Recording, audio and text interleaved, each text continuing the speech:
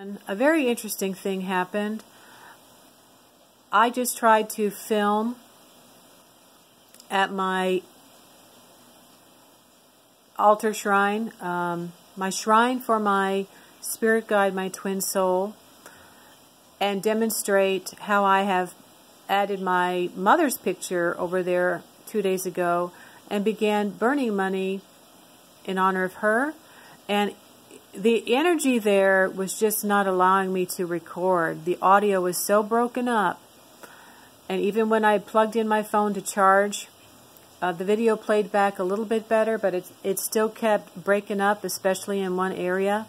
And I figured that is a wonderful testament to the type of energy that does build up in a particular area when you have used it over and over again.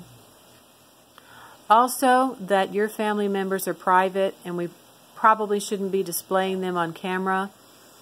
So what I'm doing here is just going to use a few props. What's come to my mind yesterday was to go back and look at astrology and review a few things. I'd heard about Saturn in Capricorn, and so I reviewed it, and I watched several good videos with astrologers explaining a lot of things, and it hit me. Honoring the dead. Saturn in Capricorn, I think, can refer to a time now, especially over the next 2.5 years, where we will be honoring the dead and the elderly in more respectful ways than we have in the past. And that includes ancestor worship. And for those of us that practice nature-based religion, we're probably familiar with that. Now, I have Saturn in Capricorn, and there's other aspects in my chart which make me, I became a medium. So, but when I decided to add my mother, I'd watch videos on ancestor worship that made sense to me. And that is, if they have some debt, or your ancestors may have had some debt left over when they died that could be lingering with you and could maybe even help you when it relates to money and prosperity. So, why not do something to help your ancestors? So I pulled out a picture of my mother, which I'm representing here by this card I got from a friend. And then I took this seashell ashtray that I bought years ago that I was burning incense in. And I took this fake $100 bill. I've bought plain money before and I've used it quite a few times. So, if you can't get your hands on ancestor money, you can use the representation of our currency that we use. You're going to be sending them current currency, right? You're going to be sending them an energy, though it's through a monetary energy that they can use in some way in the afterlife. But you're also going to ask that any debts, known and unknown, by the ancestor that you have on your area, on their ancestors and their ancestors' ancestors, any type of debt, material, monetary, any type, you're sending this energy to release it, that it be forgiven, that it be released from generations back. And then you're going to light it and burn it.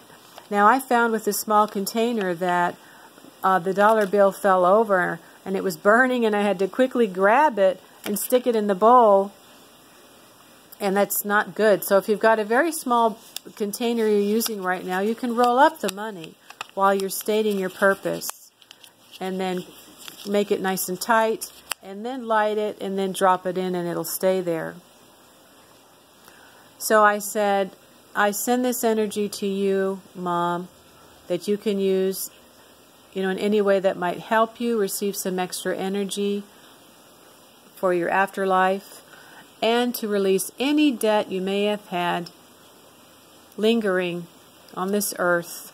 It is forgiven. It is eliminated. Now, I began to feel better yesterday physically.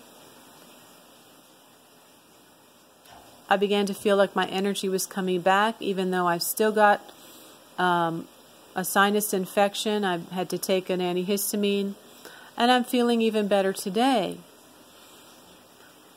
So, especially, I guess, if you're living alone, you want to feel a connection. We have our ancestors, you know, we have our deceased loved ones.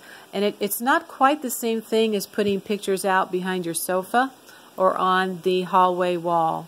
There really needs to be a designated area, like I have set up in my bedroom, for the deceased. And there should be no other pictures or workings on there for the novice other than the deceased.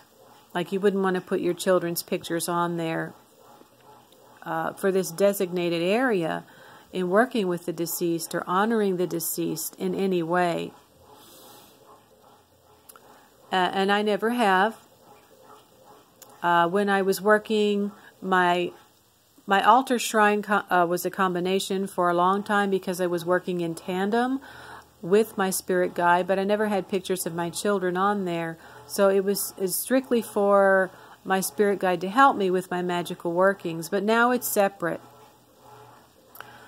So, as I've said, I think this is going to be a very big theme over the next 2.5 years, and how we are connected to our ancestors, and that this is a very interesting concept of helping to release whatever debt they might have had that might be lingering over us, and see what happens. There are some really wonderful videos about people that feel very benefited by beginning this practice. Okay, that's it for today. Talk to you later.